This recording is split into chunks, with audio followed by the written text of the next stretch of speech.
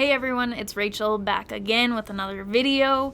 This video is my first video counting down my favorite albums of 2020.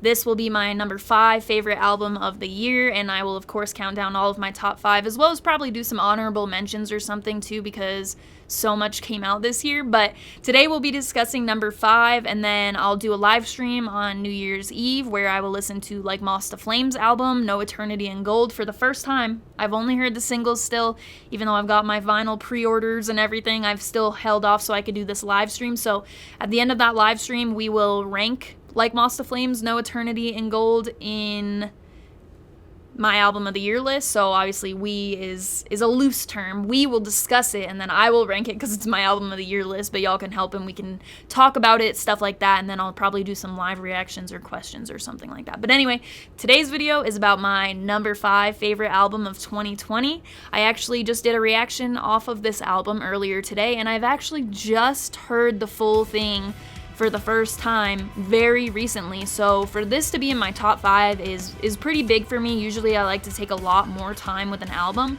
but I did have the first half of this album for much longer than I did the second half. So I'm very familiar with the first half. Obviously, my number 5 favorite album of 2020 was Before I Turn, Lovelorn.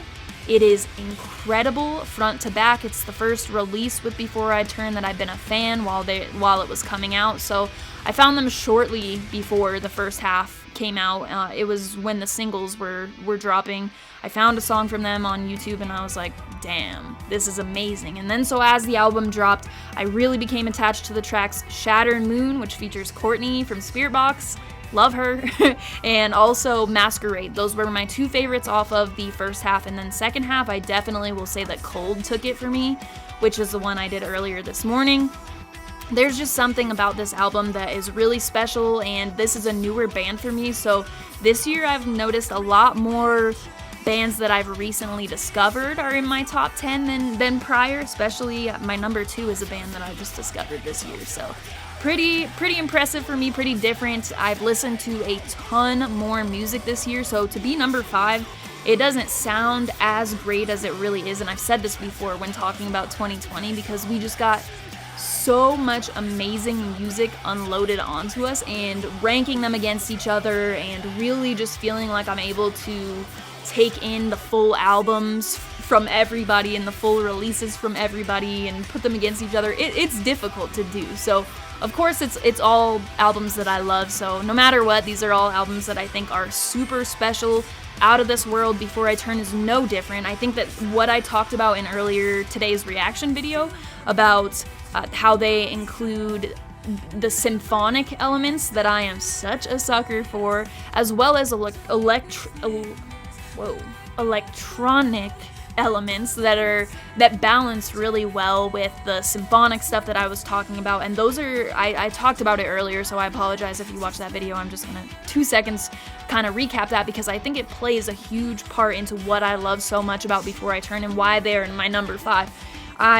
If you go and listen to like my Lorna Shore reaction, or you know, the Defamed reaction where you have those symphonic elements, and then you go and watch like my who would be a good one? Diamond Construct reaction or Alpha Wolf to see how I appreciate those electronic and symphonic elements separately. But this band is, I feel like, one of the first I've heard that bring both of those things to the table on the same tracks, in the same 2 seconds of a song. So I think for me that's really awesome to hear. After re-listening to this album more and trying to think more about what I was gonna say during this video, that was something that continuously stood out to me. It was those elements, the way some of those stuttering effects and different things that are included in there.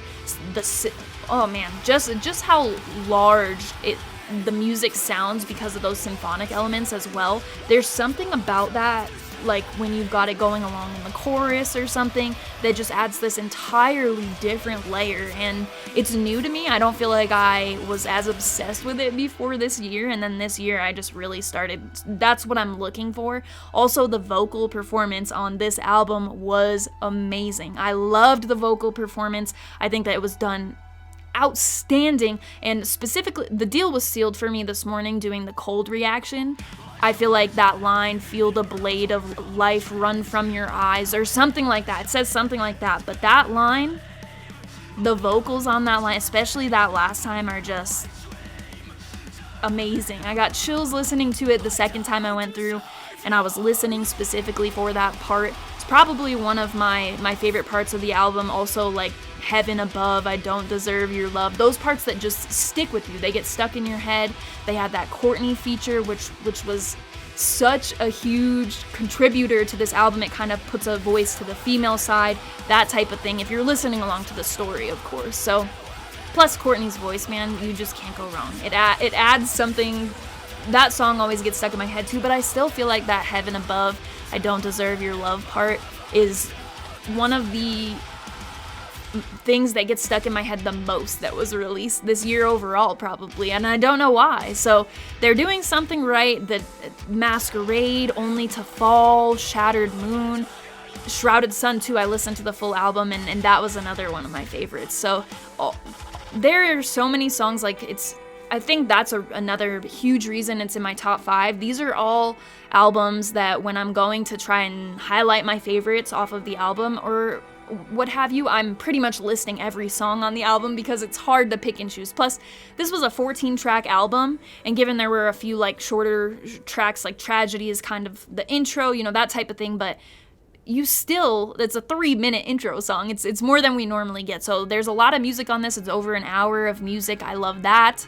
And it's really the content of the music, though. The quality of the music is phenomenal. So Before I Turn has definitely went straight up my list of favorite bands this year. They're up there for me now, whereas, you know, about a year and like 2 months ago or something, I had no idea who Before I Turn was. So I love this. Like I said in the reaction video earlier, Randy from If I Were You did the mix on this. He produced this, so that is awesome. It's cool to see those bands that I enjoy so much kind of tying together. Plus, If I Were You and Before I Turn, now that would be a tour that I would need to see when quarantine comes back. So that should definitely happen, since there's obviously already that like one connection. It may have happened before. Like I said, I'm not super familiar with Before I Turn prior to like the COVID shutdown year. So anyway, this album is phenomenal. Favorite tracks I already listed. I don't think I even have a least favorite track off of this. It's all hearts on Spotify, other than Tragedy, I feel like, because that's not really something I'm going to put on to jam to. But otherwise, this is full of bangers. It's an incredible album, amazing vocal performance, chaotic guitars with...